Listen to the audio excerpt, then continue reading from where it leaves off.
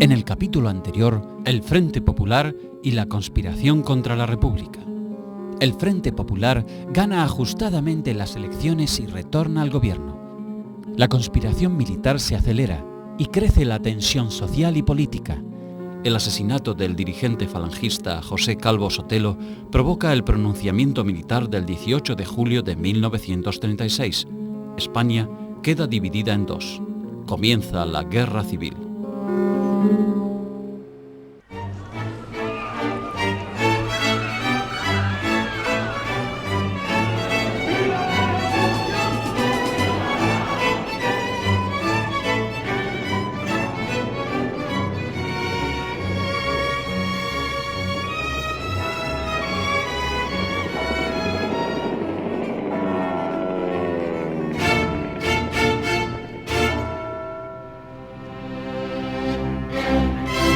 La Guerra de las Columnas.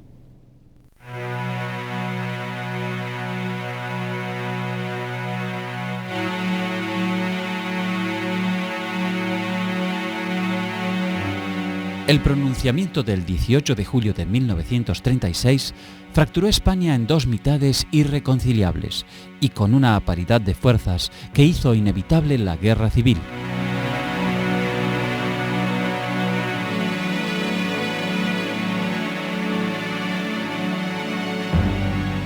El levantamiento militar planificado con paciencia por el general Emilio Mola desde Navarra no estaba del todo articulado, pero la guarnición de Melilla en África se sublevó sorpresivamente para evitar un inesperado registro policial que amenazaba con descubrir un depósito de armas clandestino, y esa circunstancia obligó a adelantar la ejecución del golpe.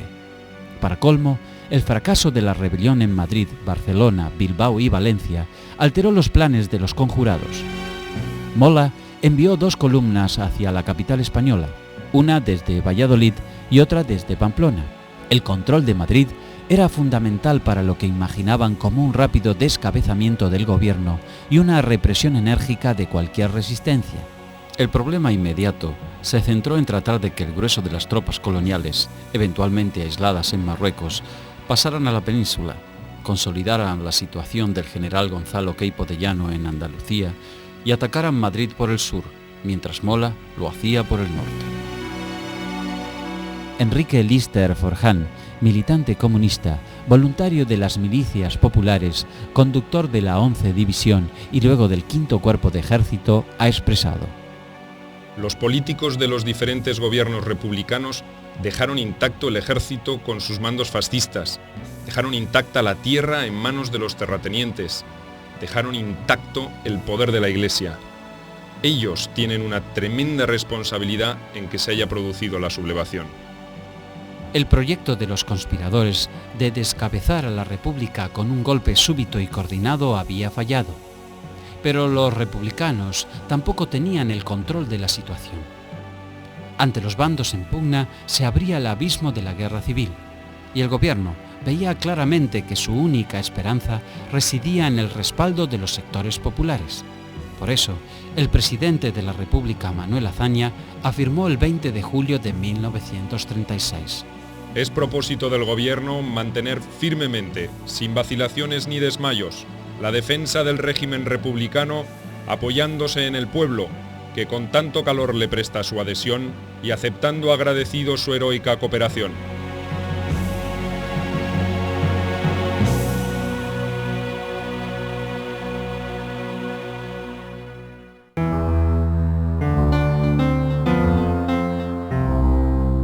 El ejército español, en 1936, era pobre en equipamiento y sus conocimientos técnicos continuaban fijados en la primitiva guerra del Rif.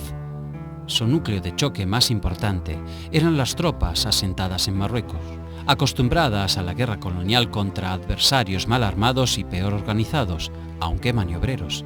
Tanto gubernamentales como rebeldes se desplegaban en general en columnas que presentaban una línea de tiradores sin reservas para contraatacar cuando se rompía el frente, lo que los hacía susceptibles de verse envueltos ante cualquier penetración del enemigo. Las tropas coloniales conocían esa situación y en todo combate trataban de establecer una cuña en la línea de milicianos republicanos, ante lo cual estos emprendían la retirada. El armamento pesado era escaso y la artillería también. En el campo republicano, esa situación se agravaba, porque el pronunciamiento militar provocó un inmediato estallido revolucionario y una desordenada distribución de las armas. La guerra de columnas el ejército español lo conocía muy bien, y sobre todo el ejército de África, porque allí se había hecho mucho esa guerra de columnas, más que de frente. Cuando no hay unos frentes definidos, cuando no hay un río, una carretera, ni unas trincheras, sino que lo que se trata es de tomar unas poblaciones civiles, hostiles, insurgentes, insurrectas, como era el caso de las cábilas marroquíes, pues sí, funcionaba mucho la guerra de columnas. O sea que eso era algo que ya tenía muy aprendido y muy ensayado, ¿verdad? No es una guerra convencional exactamente. ¿En qué consiste una columna? Se llaman columnas mixtas.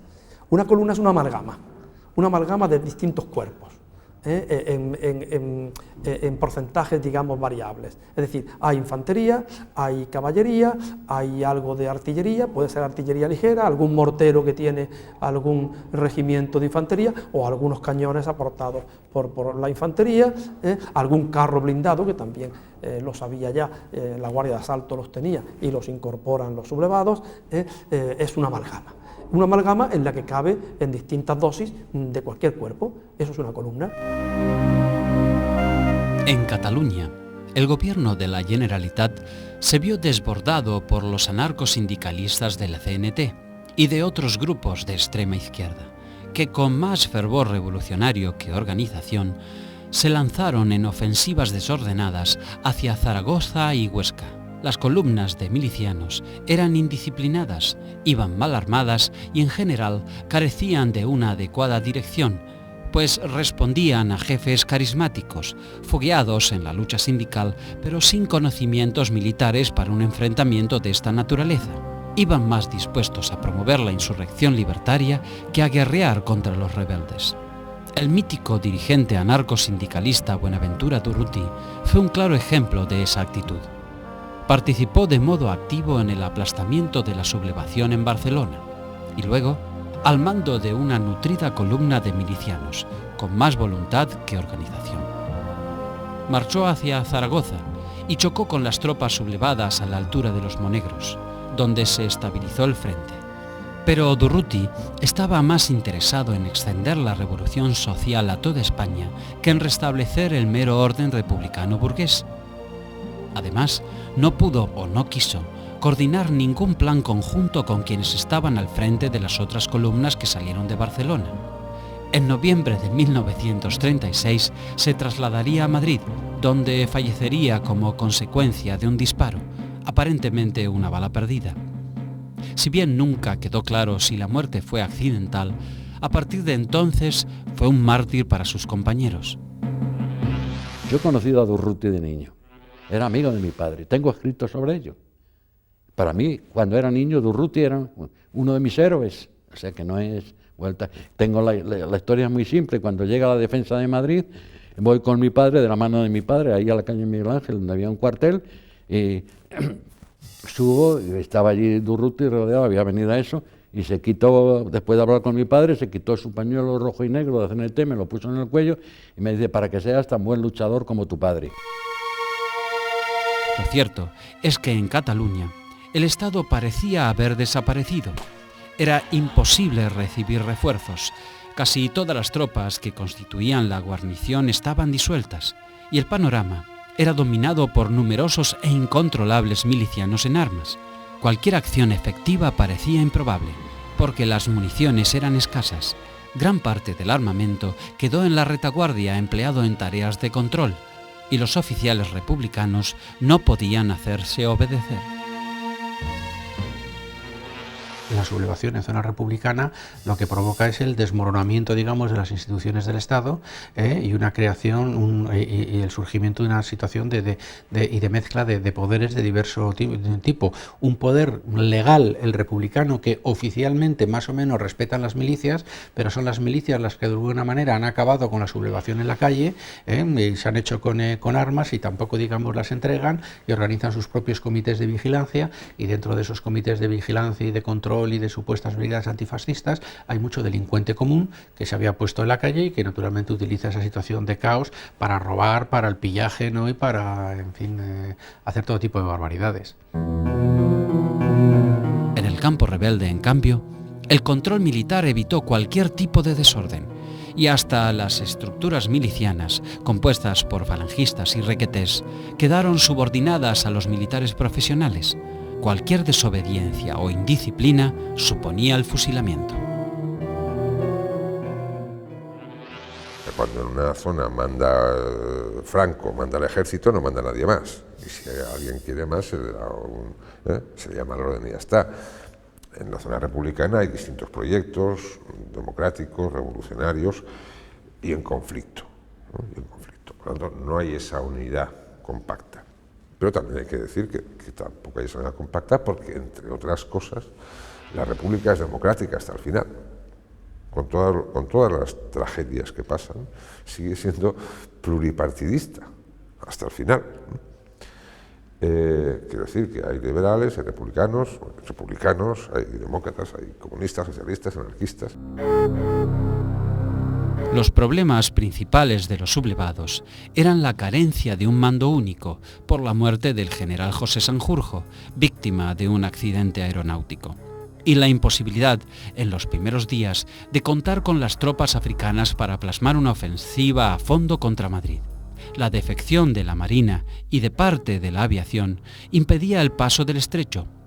Solo unos pocos contingentes moros y legionarios habían logrado llegar a Sevilla por vía aérea y en barco a algunos puertos en los primeros días después del alzamiento. El paso del estrecho comienza a producirse el mismo 19 de julio. El mismo 19 de julio en barcazas y en pequeños barcos empiezan a llegar pequeños contingentes al puerto de Algeciras, al puerto de algún otro puerto del estrecho, pues quizá a San Roque o a Tarifa y a Cádiz. Claro, ese paso del estrecho estaba obstruido por el grueso de la flota.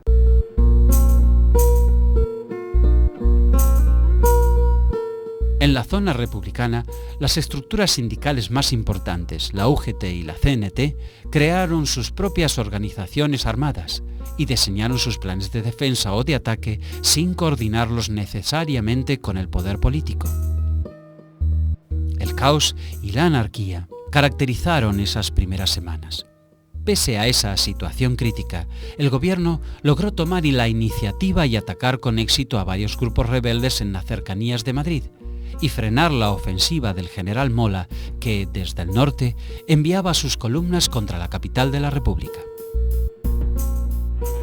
Y son muchas las columnas que parten de la capital hasta el 12 de septiembre, son muchas, es muy activa el movimiento de columnas hasta someter el último pueblo de la provincia de Sevilla. Yo creo que los golpistas no contaban con esa oposición tan contundente, tan numantina, tan obstinada de las masas obreras y de las masas republicanas. En Toledo, la desesperada resistencia del coronel José Moscardó impidió a los republicanos, liderados por el general Riquelme, consolidar esa posición. No obstante, ante el ataque de la aviación y las numerosas fuerzas gubernamentales, los rebeldes debieron retroceder hasta el Alcázar. Los muros de la fortaleza cobijaron un gran número de personas, entre oficiales, guardia, civiles, soldados, voluntarios, mujeres y niños. Riquelme ordenó mantener el asedio del cuartel rebelde y marchar hacia el norte para aplastar a los alzados en Guadalajara. El 22 de julio, esa ciudad quedó en manos de los republicanos.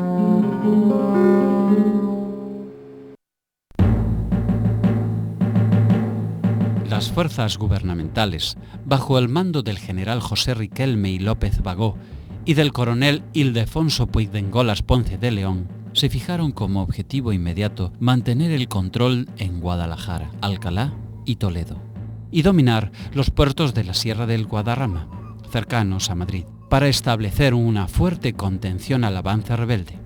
Por su parte, las columnas nacionales pretendían también alcanzar los puertos, pero, de hecho, puesto que los republicanos llegaron primero, optaron por marchar hacia los Altos Serranos.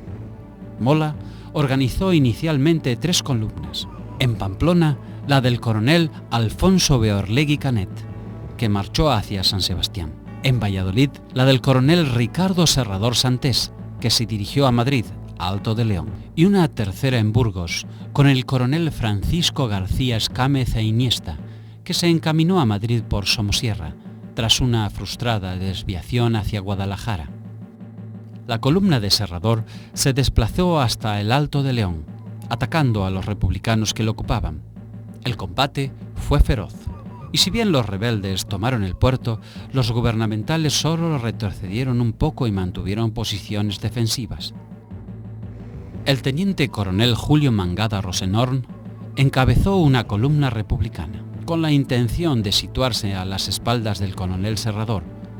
Avanzó por tierras de Segovia y Ávila, y protagonizó un combate con un grupo falangista dirigido por uno de sus líderes más destacados, Onésimo Redondo, quien murió en la lucha.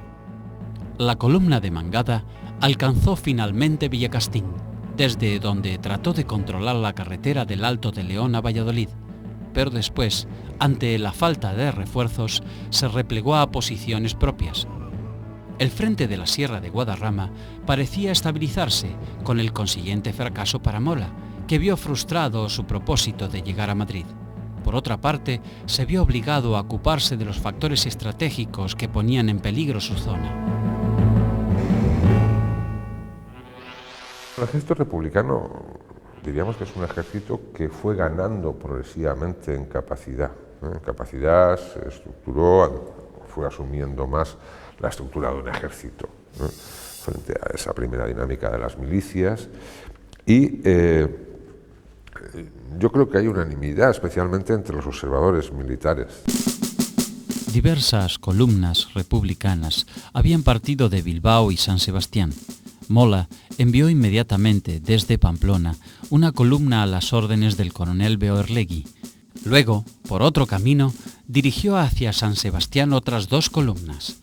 También dispuso la defensa de Vitoria y la de Villarreal. Pero los republicanos, establecidos en Ochandiano más allá de Villarreal, le impidieron seguir avanzando. Los milicianos asturianos se concentraron alrededor de Oviedo y Gijón, que estaban controladas por los rebeldes. Mola dirigió hacia la región 3 columnas que mantuvieron con los republicanos varias batallas y escaramuzas de gran dureza en los montes, sin llegar a socorrer a los sitiados en Oviedo y Gijón. También en el norte, la situación se había estabilizado.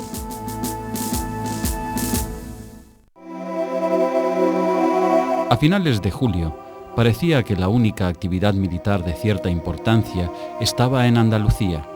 Queipo de Llano contaba allí con suficientes municiones y disponía de una fuerza mínima pero eficiente, de moros y legionarios, que habían podido llegar desde Marruecos a pesar del bloqueo republicano.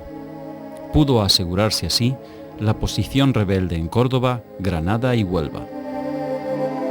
La situación cambió a fines de julio de 1936, cuando el general Francisco Franco obtuvo el respaldo de los gobiernos de Benito Mussolini en Italia y Adolfo Hitler en Alemania. Aviones y barcos de transporte de esos países proveyeron de pertrechos bélicos a los sublevados y posibilitaron el traslado de unidades enteras a Andalucía.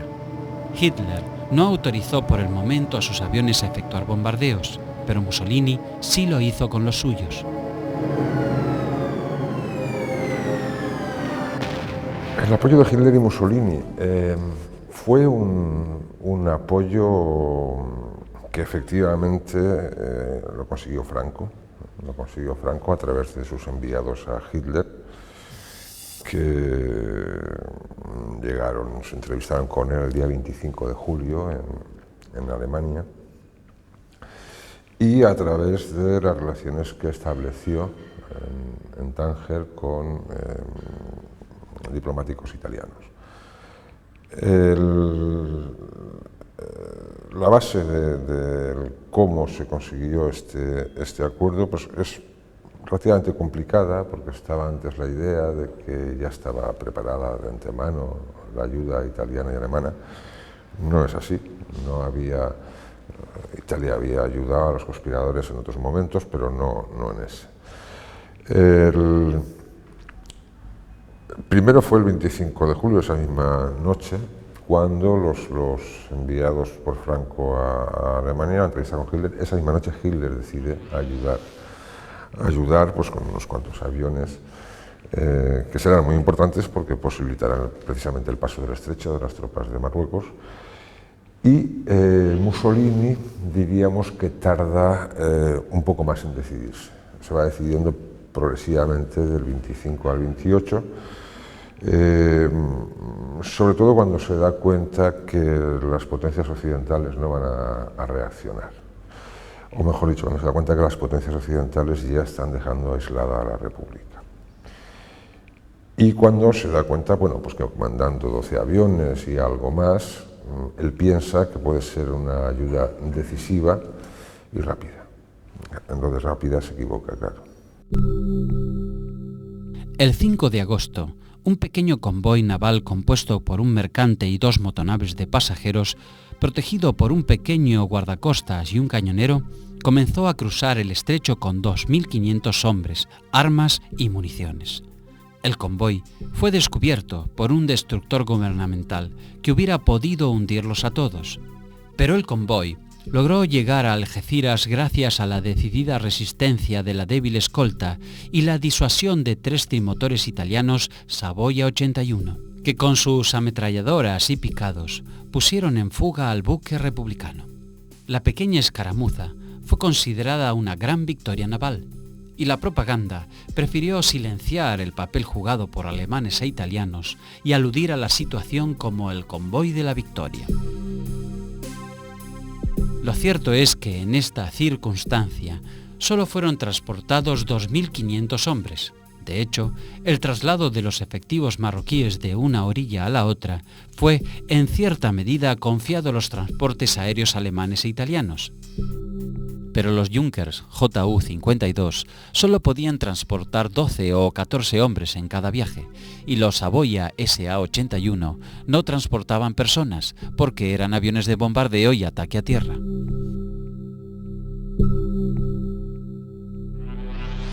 El paso del estrecho se produce gracias al puente aéreo con aviones alemanes, y gracias a la intervención de los aviones italianos, los bombarderos que dispersan a la flota republicana. Esto hace posible el paso del estrecho y esto es lo que permite la irrupción efectivamente de esa columna, también llamada la muerte, que prácticamente es un ejército preparado para el combate, que se va a enfrentar con milicias mal armadas, milicias que pueden resistir bien en una ciudad, pero no en un combate abierto.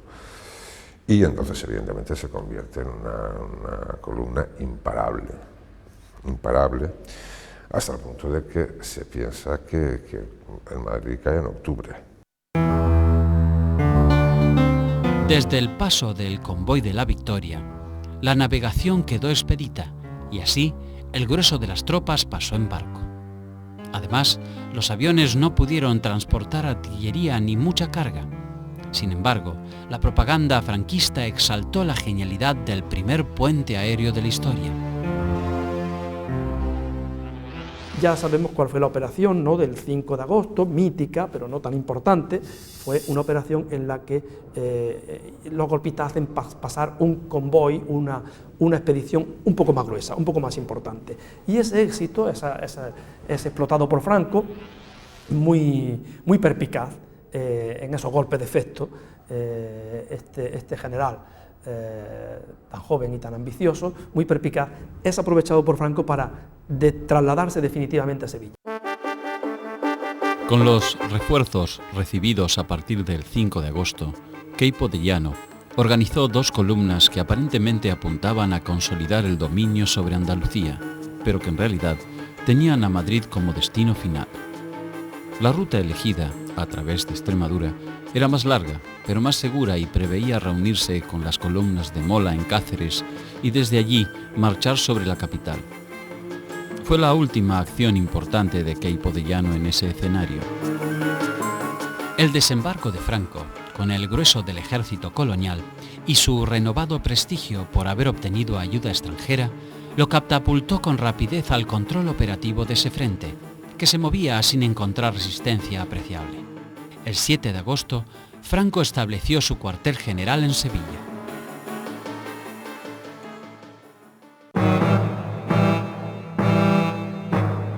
El avance del ejército del sur, con los nuevos refuerzos, parecía imparable. En solo 4 días, cubrió alrededor de 150 kilómetros. La pequeña resistencia de los campesinos no era significativa contra contingentes de tropas profesionales apoyadas por artillería y aviación.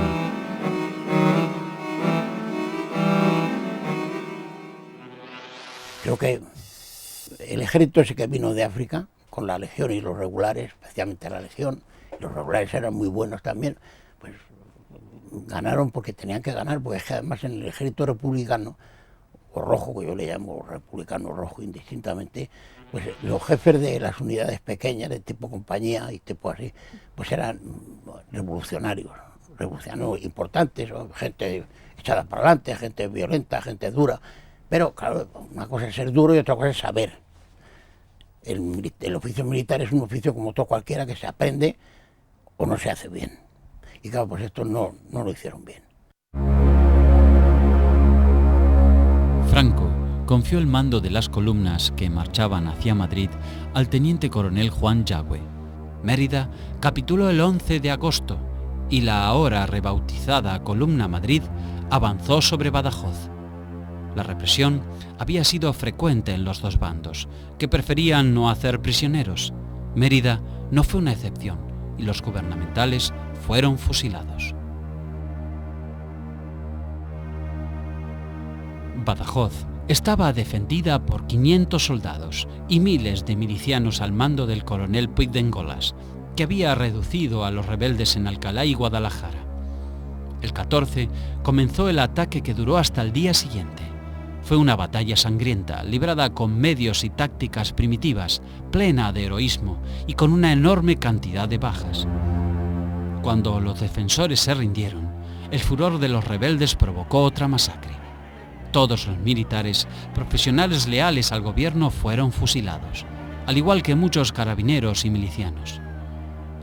Algunos republicanos que habían huido a Portugal fueron entregados por el gobierno de ese país y también pasados por las armas. Resultó imposible inhumar tantos cadáveres y hubo que incinerar muchos de ellos en grandes piras tras el cementerio. La masacre de cientos de civiles fue acompañada de pillajes incontrolados. El escándalo se extendió a la prensa extranjera.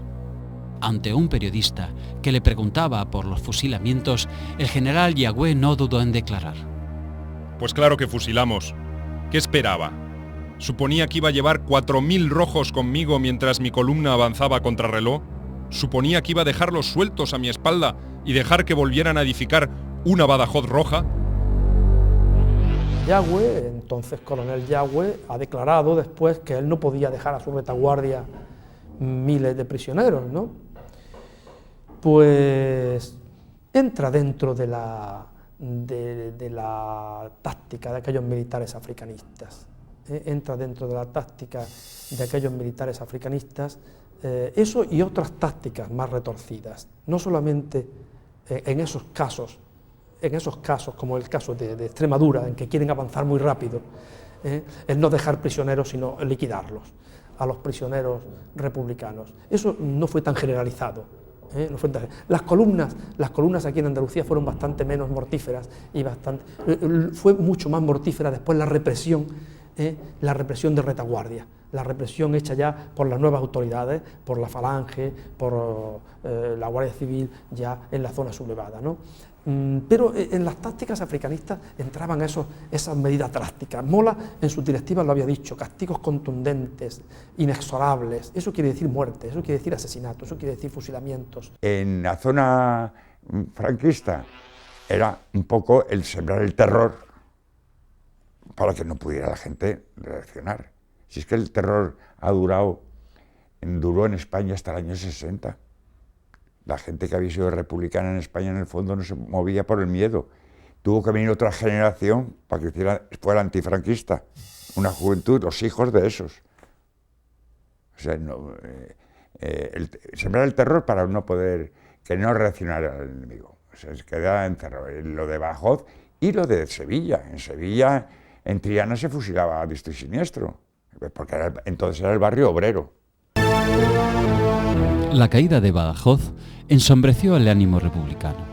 Las columnas de Mola amenazaban desde la sierra de Guadarrama y ahora el ejército marroquí iniciaba su ofensiva hacia el valle del río Tajo. Se decidió cerrarle el paso en Talavera, un punto en el que el terreno accidentado permitía trazar una defensa apropiada. La situación para los rebeldes también era favorable en el norte, pero la resistencia solo fue quebrada en Irún, después de durísimos combates. Sin embargo, en Asturias, las columnas de Mola, ante la férrea voluntad de combate de los milicianos, no pudieron auxiliar a los rebeldes atrincherados en el cuartel de Simancas, en Gijón, posición que el coronel Antonio Pinilla Barceló defendió hasta el último hombre. Mola se reunió con Franco en Sevilla el 13 de agosto y decidieron un plan de operaciones en el norte.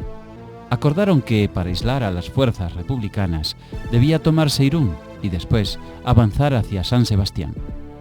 Los rebeldes fueron detenidos una y otra vez en Guipúzcoa.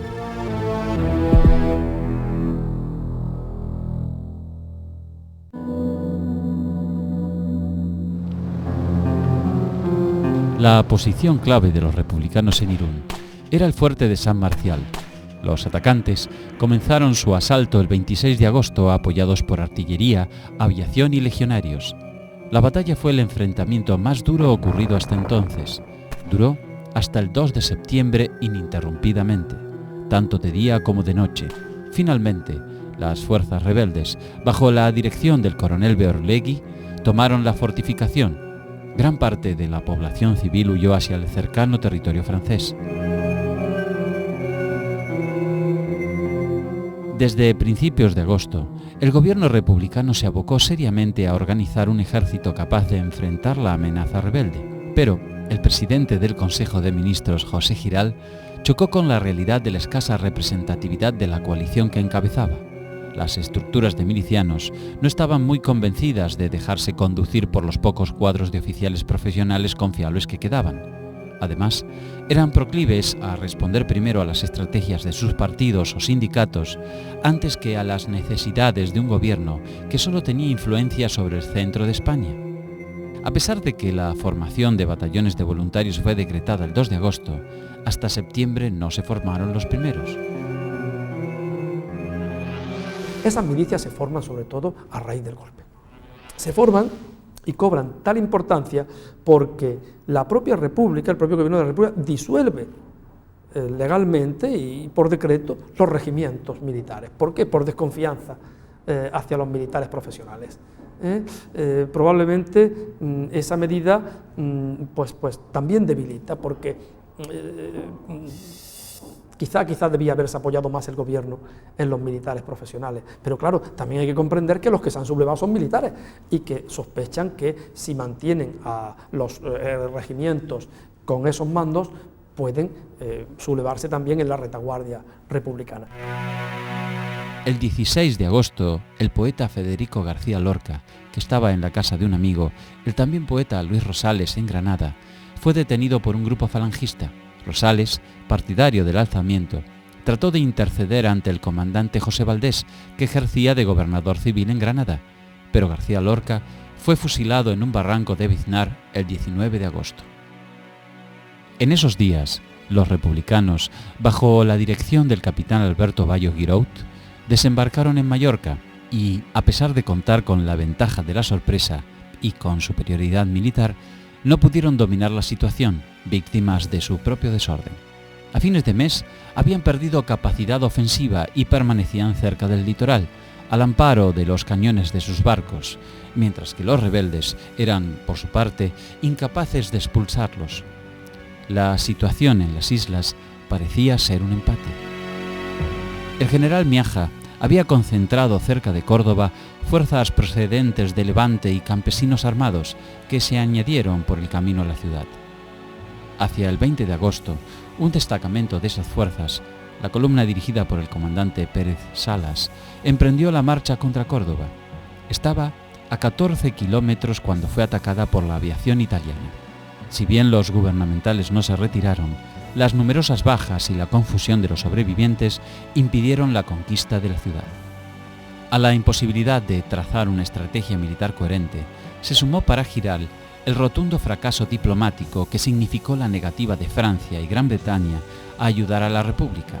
Solo México, por iniciativa del presidente Lázaro Cárdenas, hizo llegar armas al gobierno español. La comunidad internacional se limitó a expresar su solidaridad, pero en general se plegó a la actitud británica y francesa de no intervenir en el conflicto para evitar enfrentamientos con Hitler. Al fin y al cabo, la guerra civil española es una manifestación de una guerra civil latente en toda Europa, que estallará definitivamente con la guerra mundial, ¿no? Y luego, los franceses, el gobierno francés sabe muy bien que si por ayudar a la República tiene problemas con Italia y Alemania, el Reino Unido en esto no le va a apoyar. Lo sabe muy bien porque, entre otras cosas, se le ha dicho. Se le ha dicho por parte de los ingleses. No es que le hayan dicho, no intervengáis, pero sí que le han dicho, bueno, si intervenís ya os apañaréis. Y claro, para Francia es muy importante la alianza con el Reino Unido porque tiene Alemania, la Alemania de Hitler al lado. Entonces, la clave de Inglaterra, no la clave del Reino Unido, es un gobierno conservador.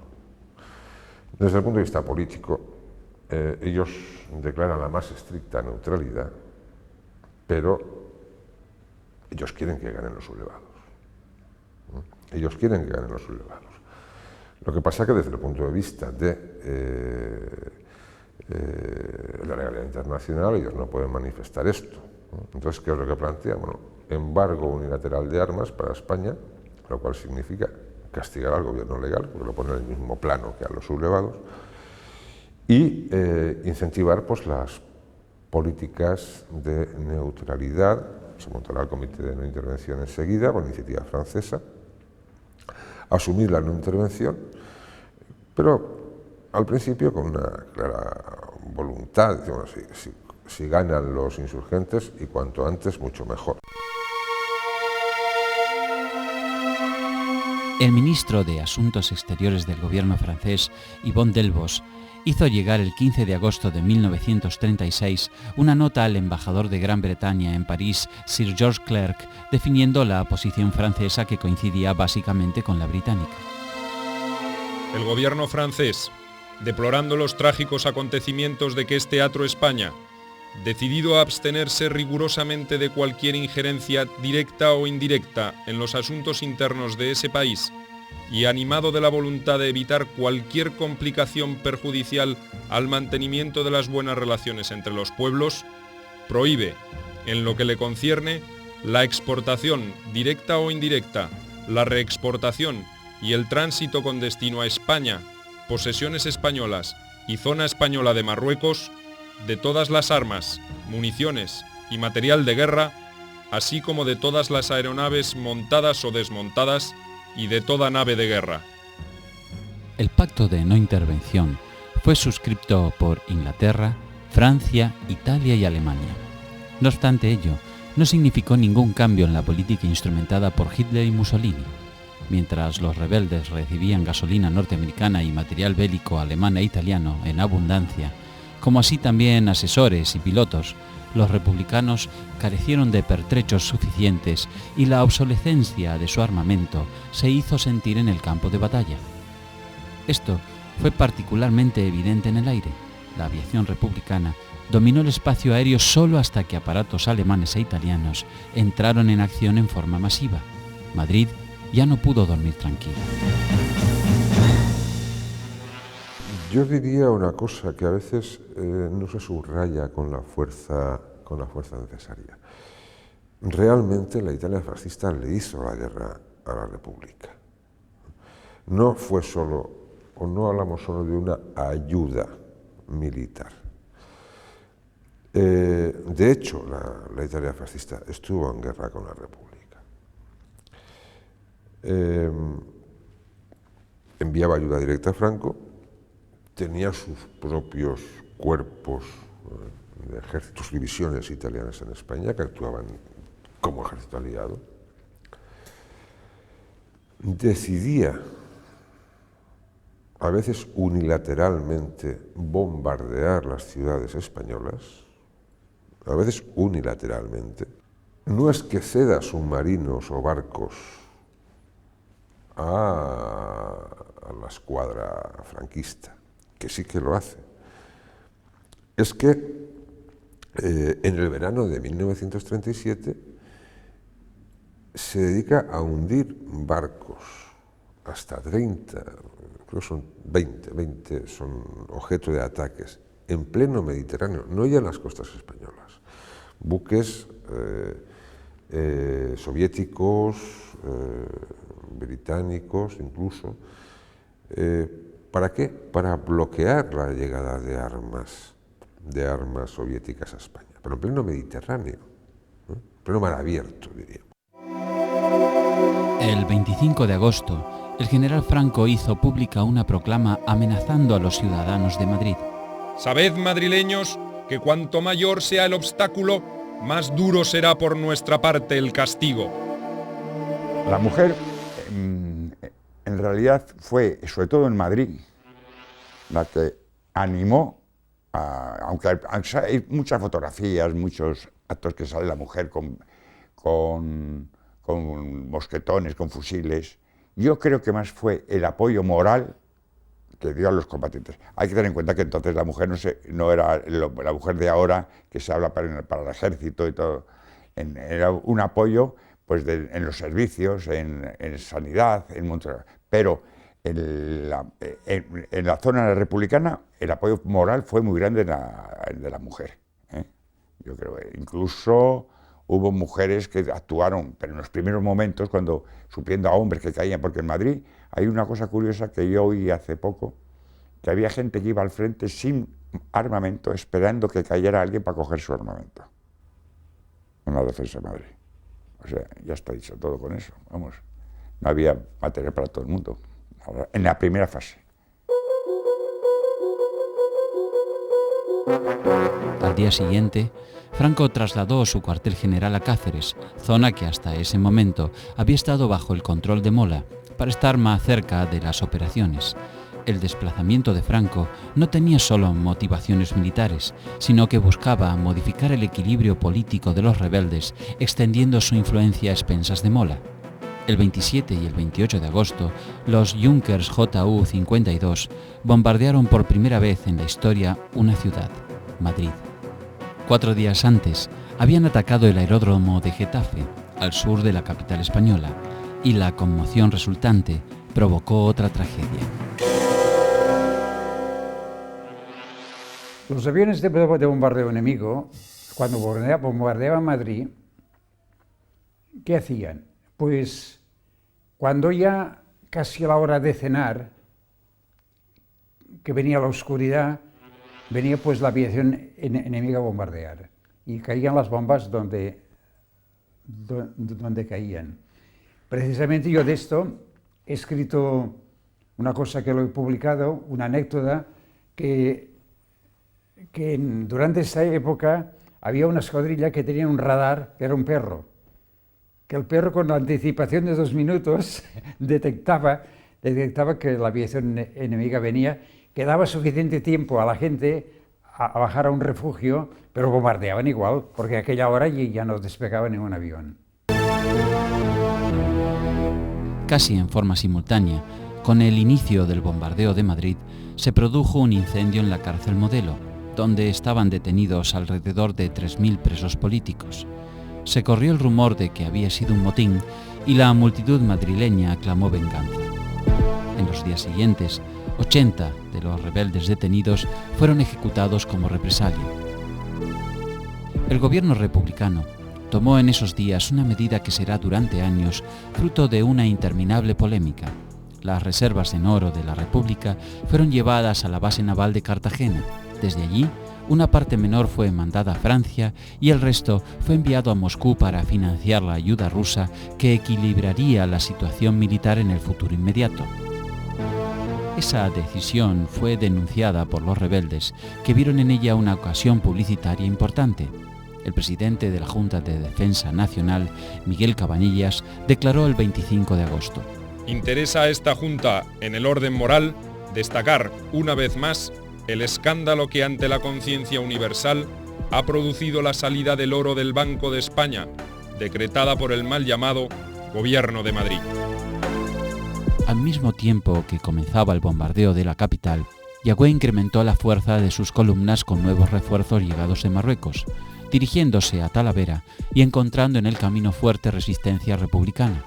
La batalla por la ciudad duró desde el 1 al 3 de septiembre y concluyó con la victoria de los rebeldes.